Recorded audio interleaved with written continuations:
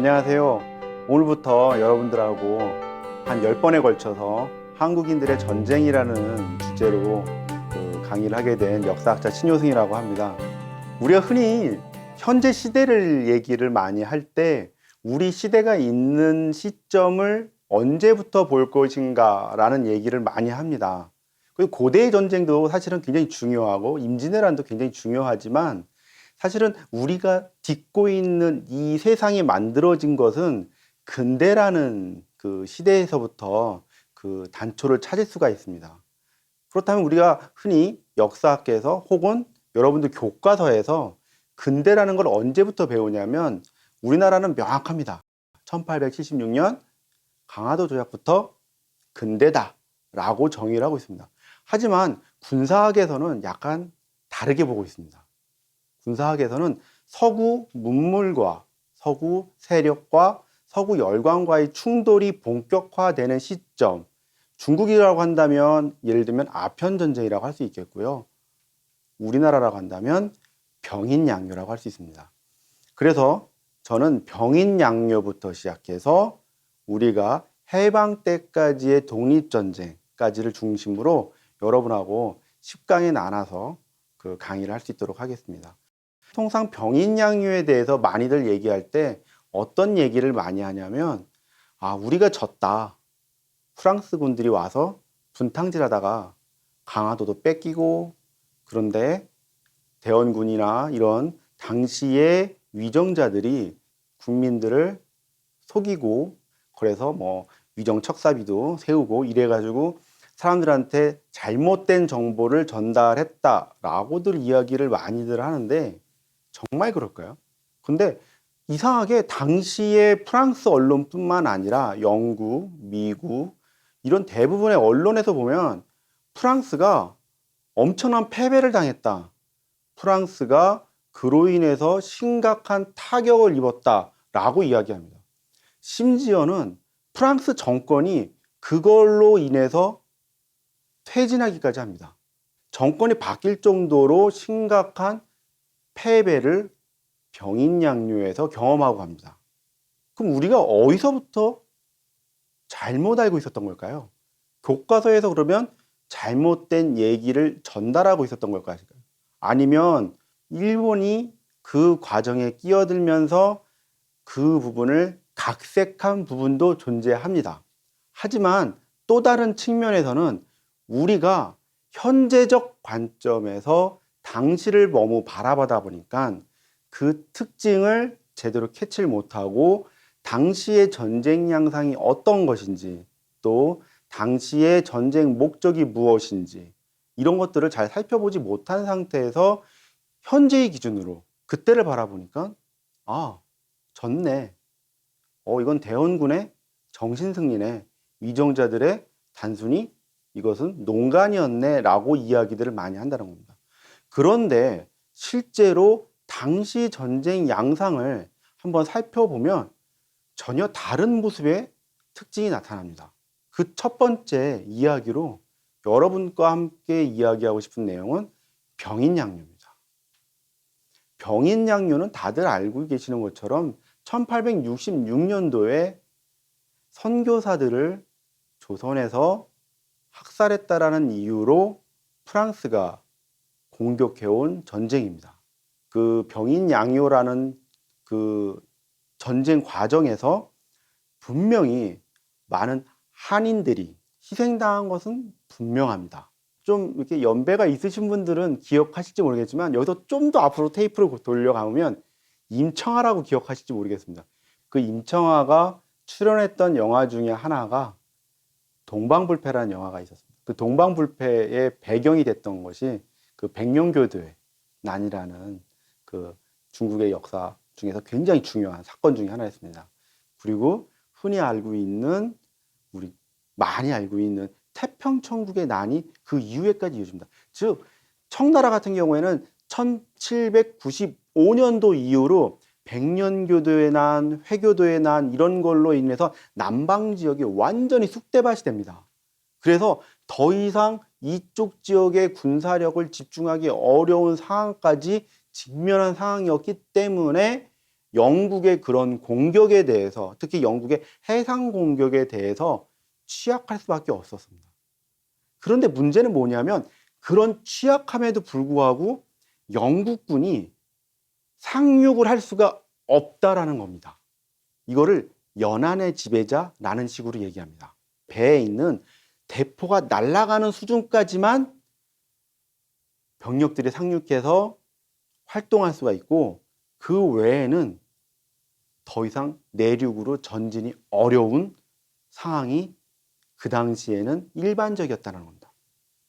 그것은 풍토병이나 콜레라 같은 당시의 질병, 우리가 지금 그 코로나 때문에 고생하듯이 당시에 영국군이 왔을 때 홍콩과 광동 지역에 많은 콜레라가 발생하게 됩니다. 그러면서 당시에 서 있는 영국군을 찾아보기 어려울 정도다라는 이야기가 나옵니다. 그래서 시급하게 당시에 영국군 사령관은 그것을 보고하고 전쟁 더 이상 지속이 어려워요. 이렇게 해서 중국하고 협상합니다. 상하이를 먹는 게 핵심인데 홍콩을 먹으라고 홍콩 니네가 홍콩 가져가 구룡반도 앞에 있는 홍콩 섬을 가져가 라고 얘기한 건 중국 측 요구안입니다. 근데 영국이 그 중국 측 요구안을 수용할 수밖에 없는 상황이었습니다. 그래서 실제로 우리가 알고 있는 영국의 아프리카 지배라든지 아시아 지배가 본격화된 거는 1800년대가 아닙니다. 1800년대 후반입니다. 인도에 대한 본격적인 지배도 1800년도 후반에 시작됩니다. 그게 왜일까요? 그 병인양요에서 그 특징을 프랑스군도 그대로 드러냅니다. 처음에 프랑스군은 강화도를 먹는 게 핵심이 아니었습니다. 강화도 무슨 목적이 있습니까? 프랑스의 목적은 어디를 가는 게 목적이었냐면 서울을 가는 게 목적이었습니다. 서울에 가서 서울의 지배자한테 자신들의 위용을 보여주고 통상을 하겠다라는 게 목적이었습니다. 그런데 여기서 잠깐 끊고 당시에 조선은 군대를 어떻게 운용했는지를 살펴볼 필요가 있습니다.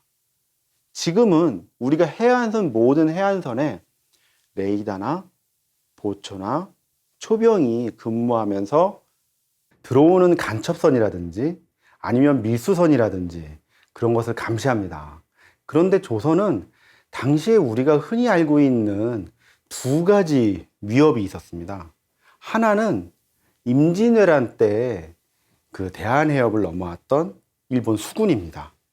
우리가 통영으로 알고 있는 거기에 통제영이라는 수군본부를 만들어서 이쪽 대마도에서부터 넘어오는 일본군을 막을 준비를 하고 있습니다. 그 다음에 또 하나는 뭐냐면 청나라입니다. 청에 기병이 쭉 호란 때 넘어왔죠. 전방. 우리나라도 현재 북한군한테 집중하기 위해서 전체 군사력의 상당 부분이 휴전선에 집중돼 있잖아요. 다들 군대 간다고 하면 자기 집 옆에 간다고 생각하지 않고 다 철책선 옆에 가 있다고 생각하잖아요.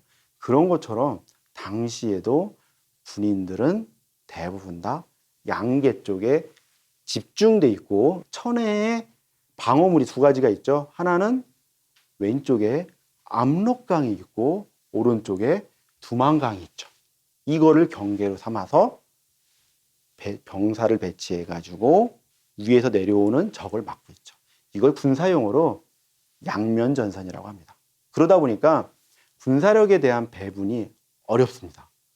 그래서 영정조 때는 군사력을 서울에다가 집중하고 서울 위에다가는 뭐 개성, 밑에다가는 수원, 강화도 뭐 이런 식으로 해가지고 이렇게 외곽에 만들어서 종심이라고 하거든요. 그거를 종심을 길게 해서 오다 보면 지칠 거 아니에요.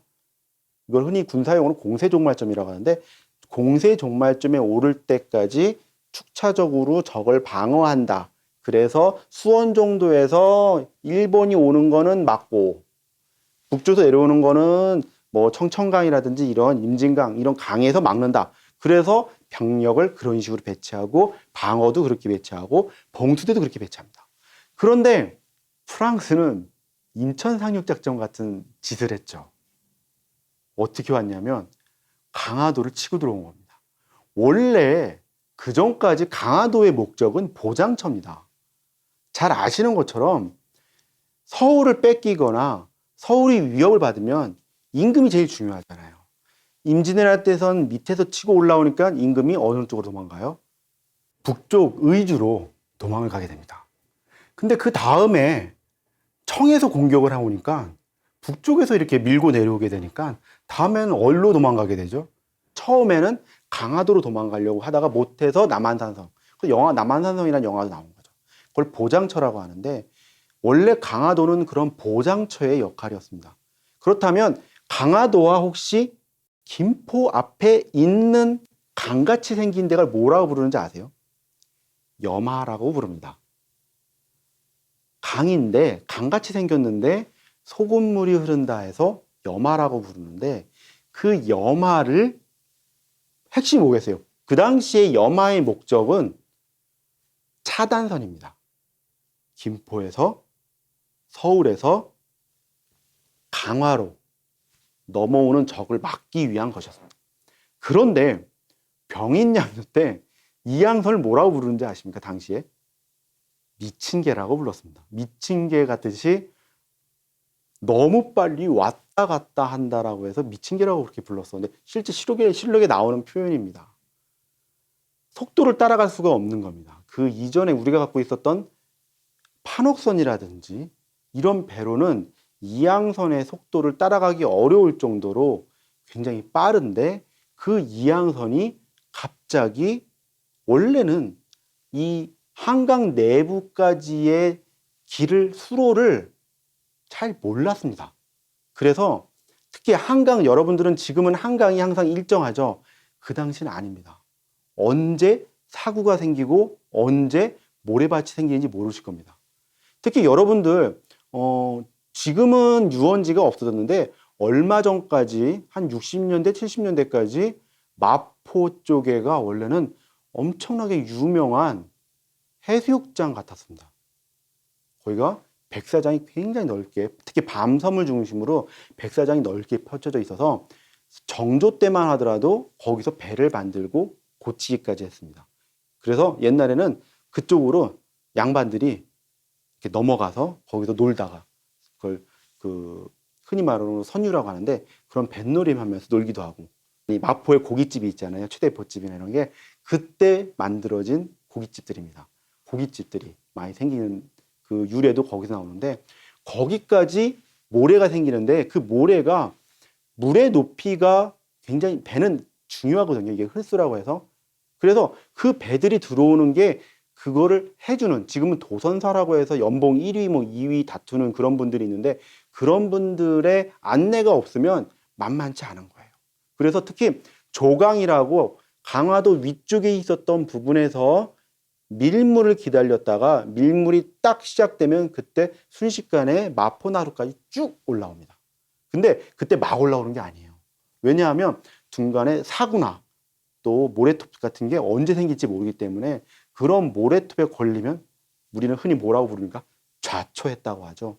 그러면 그 배는 더 이상 못 올라가는 겁니다.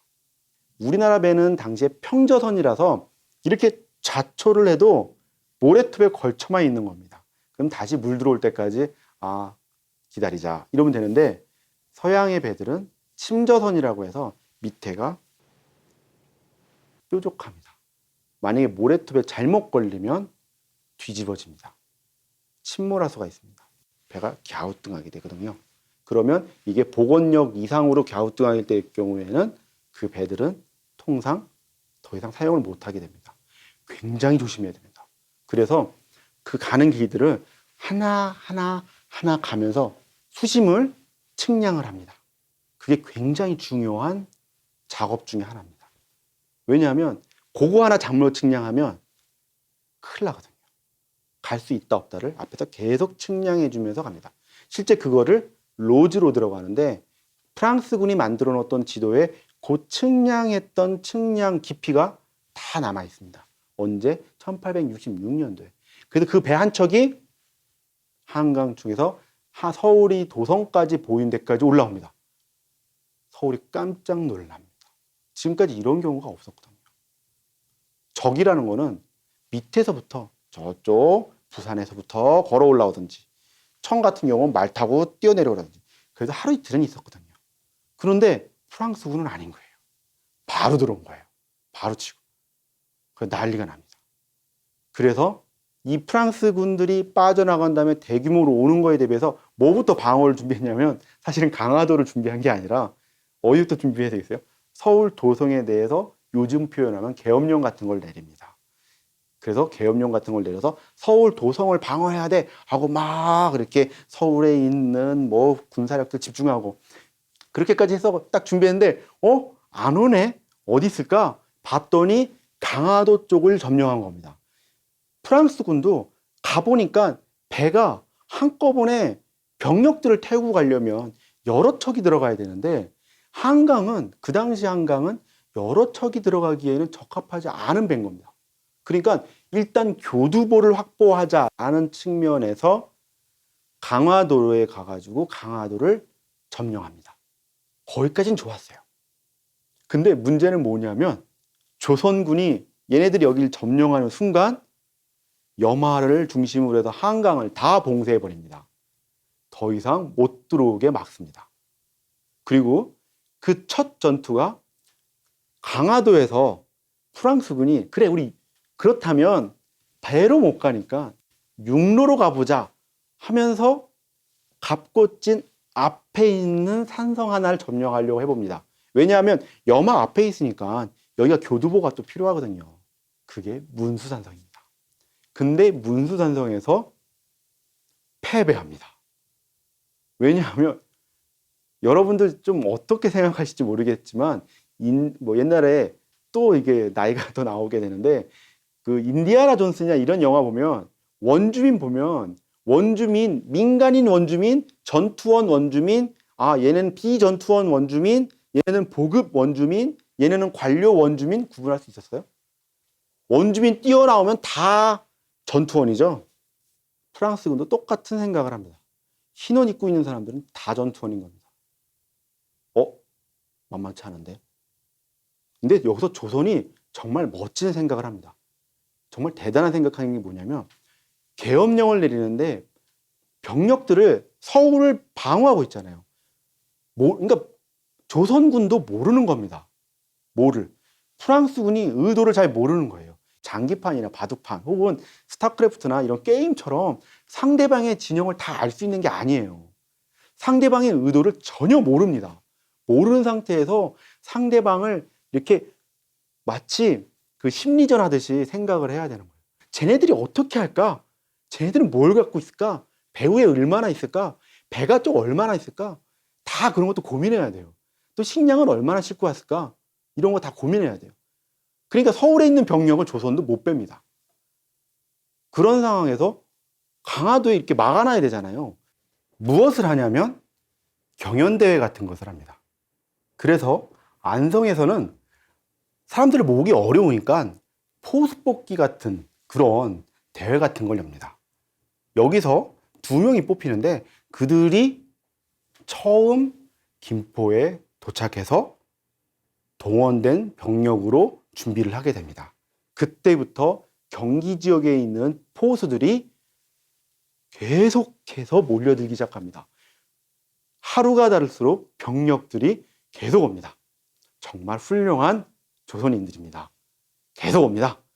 그러니까 대원군이 고기도 보내서 고기도 한번 대접하고 밥도 주고 이렇게 합니다. 병력이 늘어나기 시작하죠. 그러다가 또 우리의 훌륭하신 분 한 분이 적을 한번 테스트해보고 싶다라는 생각을 합니다. 프랑스군이 계속 배를 시켜서 순찰을 돕니다. 그래서 밤에 좀 멀리 보이거나 이렇게 할 때 한번 쟤네들이 포를 어디까지 보나 어디까지 쏠 수 있나 이렇게 한번 나가봅니다. 그래서 한번 나갔더니 포가 어디까지 날라오네. 우린 적의 화력 테스트를 다 한 겁니다. 그래서 몰래 그런 데이터를 축적하자마자 치고 들어갑니다. 어디로 치고 들어가죠? 정족산성입니다. 거기에 일부 군대를 이끌고 정족산성을 점령합니다. 프랑스군이 이거 압니다. 바로 정족산성에 조선군이 들어왔다라는 걸. 그래서 양측이 여기서 치열한 전투가 벌어집니다. 당시 정족산성에 있었던 사람들은 무슨 이야기를 하냐면, 야, 프랑스 애들은 저렇게 멀리 있는데 그런 쏘는 총마다 다 맞네. 백발백중이네. 야, 머리를 못 들겠다. 겁이 난다. 이런 얘기를 합니다. 야, 우리 총알 다 떨어지는데 이거 어떡하지? 여기서 우리 전멸하는 거 아니야? 이런 얘기까지 돌기 시작했습니다. 조선군이, 왜냐하면 몇 명 안 갔으니까요. 특공대처럼 도착했으니까요. 그런데 똑같은 상황에서 프랑스군도 똑같은 얘기를 합니다. 아니, 얘네들은 전근대 무기인데 화승총이야. 분명 우리가 나폴레옹 전쟁 때도 안 쓰던 총들이야. 저 총 언제 썼는지 기억도 몰라. 박물관에서나 찾을 수 있는 그런 총들이야 라고 얘기하는데 총알에 맞는 거예요, 사람들이. 그리고 계속 나타나요.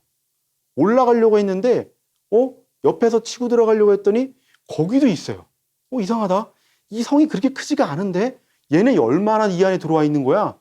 그래서 결국은 프랑스군이 도주하기 시작합니다. 패배해서 물러납니다. 상당수의 부상병을 안고 물러납니다. 당연히 조선군도 못 쫓아갑니다. 그렇지만 정족산성은 확보를 했죠. 교두보가 확보된 겁니다. 그때부터 조선군이 계속 넘어옵니다. 계속 증원되고 계속 보강되기 시작합니다. 프랑스군은 점점점 수세에 몰리기 시작합니다. 탄도 떨어져 가기 시작하고요. 식량도 떨어져 갔고요. 아까 말씀드렸던 배탈. 지금은 그런 거 많이 없어졌는데요. 옛날에는 생수병이 나오기 전까지는 수학여행 가면 항상 배고리 하는 친구들이 있습니다. 흔히 물갈이라고 하죠. 그 당시 프랑스 군들은 생수병 많이 갖고 왔을까요? 거의 없었죠. 조선에 있는 운물물에서 퍼먹는데 운물물 상태가 과히 좋지가 않습니다. 조선인한테는 전혀 무해한 것들이 프랑스인들 배에는 심각한 복통을 일으키죠. 엄청난 환자가 발생하기 시작합니다. 더 이상 지속하기도 어렵고 심지어 보급도 어렵다는 통보가 옵니다. 그러면 어떻게 해야 될까요? 방법 없죠. 철수해야죠. 그런데 그냥 철수하면 안 되죠. 그때부터 노략질을 시작합니다. 물론 그 전부터 노략질은 확실했는데 은이란 은은 다 가져가려고 듭니다. 그리고 또 프랑스 사람들이 그거 뭐 아실지 모르겠는데 우리나라가 집에서 잡지 구독 많이 안 하죠. 근데 진짜인지는 모르겠는데 프랑스 사람들은 역사 잡지 정도는 하나씩은 구독한답니다. 책을 보면 환장을 하는 거죠. 아, 이거 돈이 될 수 있는 거야. 엄청나게 가져갑니다. 그 전리물을 가지고 거기 가서 자기들은 이겼다라고 얘기를 할 생각을 합니다. 하지만 당시 언론이나 당시 정권은 그 패배를 책임져야 되는 상황이 됩니다. 완벽하게 패배합니다. 그게 1866년도의 사건입니다. 그때부터 무슨 일이 벌어지기 시작하냐면 아시아, 특히 동북아시아에서 아주 심각한 인식의 변화가 생깁니다. 아편전쟁 얘기할 때 우리는 솔직히 영국인이나 프랑스인이나 명확히 구분하시나요? 구분 잘 안 되죠?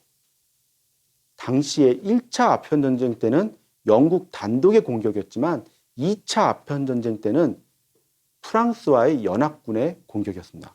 그렇지만 다 서구 세력이었거든요. 그런데 이제 구분하기 시작합니다. 아, 프랑스 약체네. 조선한테도 지네. 이런 얘기를 하기 시작합니다.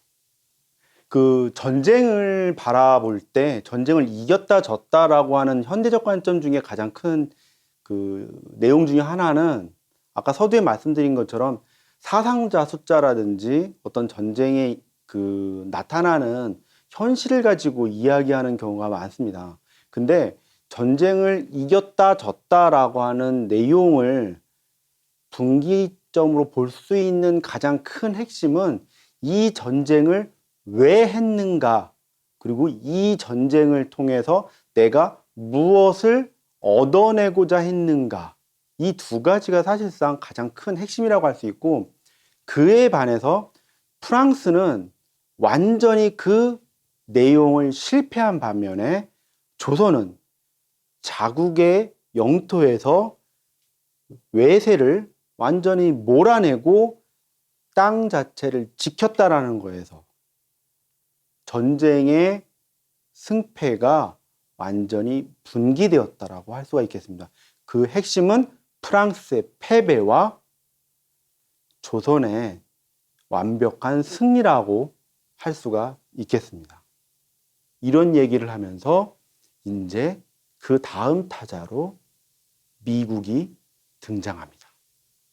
예, 이제 다음 시간에는 그 다음 타자로 온 미국이 어떤 모습으로 조선에서 전쟁을 하게 되는지 신미양요에 대해서 한번 알아보겠습니다. 예, 감사합니다.